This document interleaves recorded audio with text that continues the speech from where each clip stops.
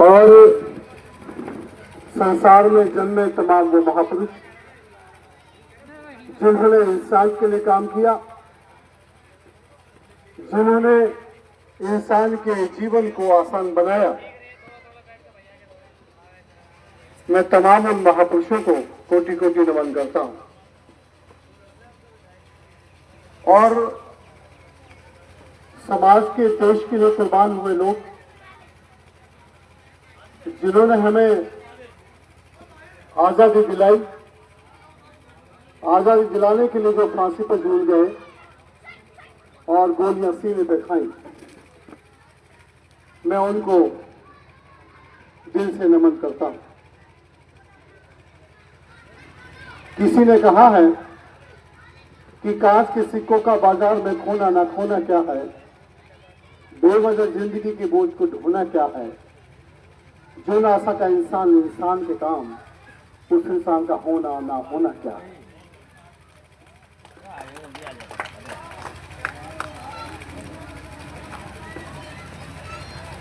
हम बहुत बुरे दौर से गुजर रहे हैं।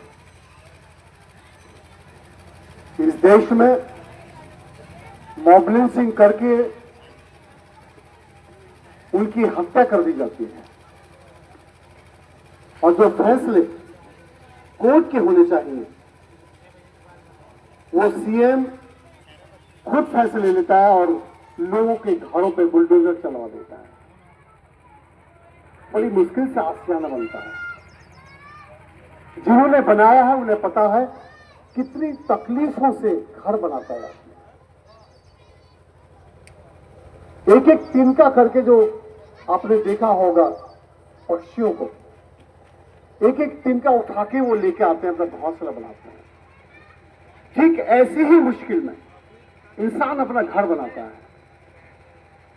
और उस इंसान को गवर्नमेंट तोड़ देती है।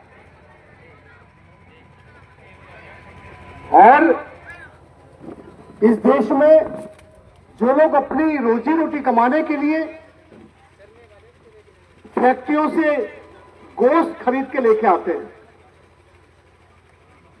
और उन बच्चों को, 3 बच्चों को अलीगढ़ में अधमरा करके छोड़ दिया जाता है, उनकी गाड़ी को आग लगा दी जाती है और एक व्यक्ति हॉस्पिटल में मर जाता है।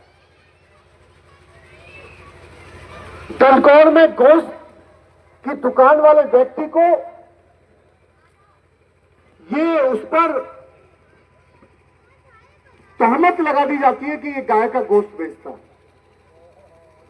और उसको पीट पीट के मार दिया जाता है। उसकी रिपोर्ट लिखता है दरोगा ठाकुर ईमानदार,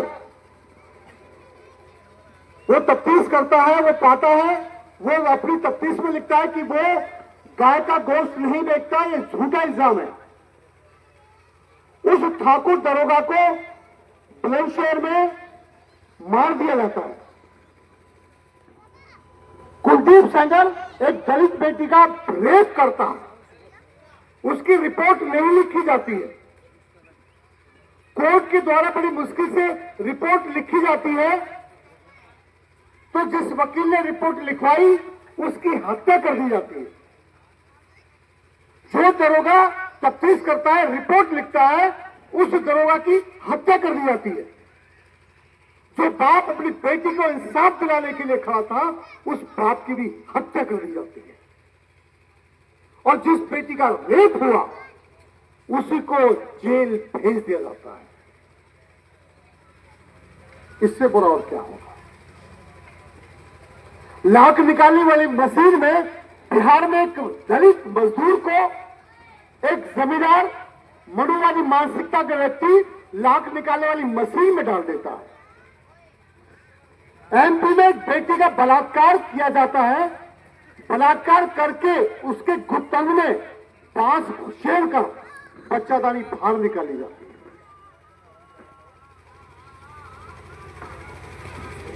जुल्म करने वाले से जुल्म सहने वाला ज्यादा गुनहगार है, बाबा साहब ने कहा।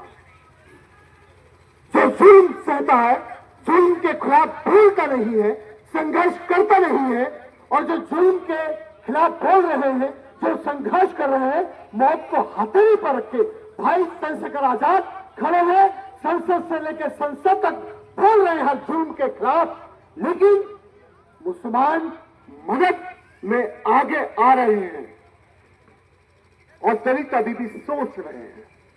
ये शर्म की बात है।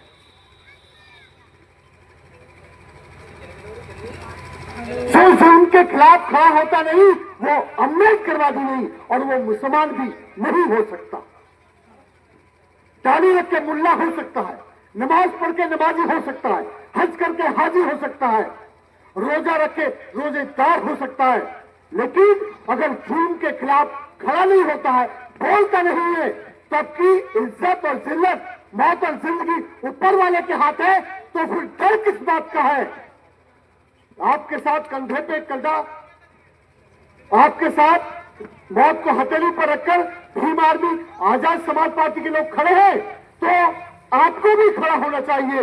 नगीना जीता था, हमको हर जिला पंचायत हापुड़ का हमें ही जीतना चाहिए।